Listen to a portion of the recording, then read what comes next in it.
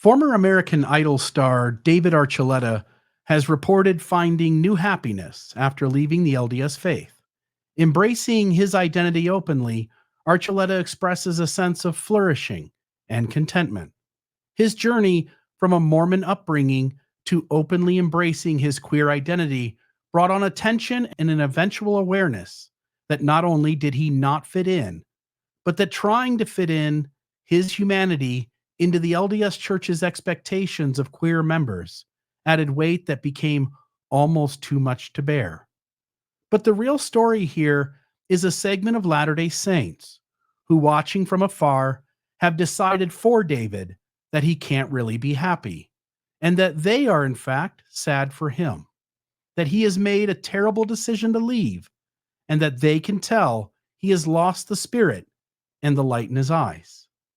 I, for one, always find it a strange thing when others feel competent to know more about you, your feelings, and your journey than you do.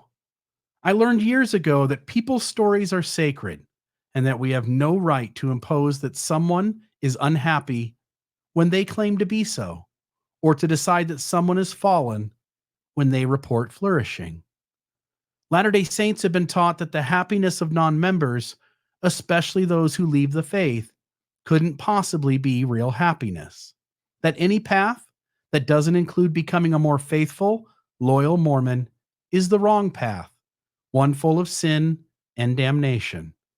A segment of believing Mormons are only happy when you are leaving someone else's church and coming into or thriving in the LDS faith, and have little capacity to be happy for another's life going well when such is not aligned with the religion, or to validate the flourishing of another who turns down the opportunity to be LDS, and even more noticeably when one steps away from the faith, claiming they are better off and healthier outside of it. In regards to the image on the screen, I know Latter-day Saints who will say that the critics of the church do the same thing. They leave and they speak ill of the believers. Except that's not true. Unlike the believer who speaks ill of the person who steps away, the critic speaks out against the system and its unhealthy mechanisms. I have never spoke ill of the members. They are my friends and family. Just 2 weeks ago, I learned of a friend who returned to the faith. His reasons for returning don't make logical sense to me. I can't comprehend how he worked around the issues that he self-admits are still major problems to move back into Mormon faithfulness. But I have no desire to badmouth him, to claim he isn't happy, or to assume I know what is best for him. Rather, I work around the clock to shine a light on the unhealthiness of Mormonism generally, and the Church of Jesus Christ of Latter-day Saints specifically, as I think doing such is extremely helpful to those who sense that something is in fact really unhealthy here. That's a huge difference from attacking people in the pews who continue to share their faith, or the folks who have gotten up from those pews and walked away and have spoke up about how that faith hurt them. Might I suggest that for believers who feel inclined to speak ill of those who leave, step back. Recognize you have been raised to have a persecution complex, to see those who come into your faith as worthy of celebration and validation, but those who leave to see them with disgust and denial of claims of such being good for them. That says nothing about them and everything about you. If someone speaks ill of your religious system, then address it on that level.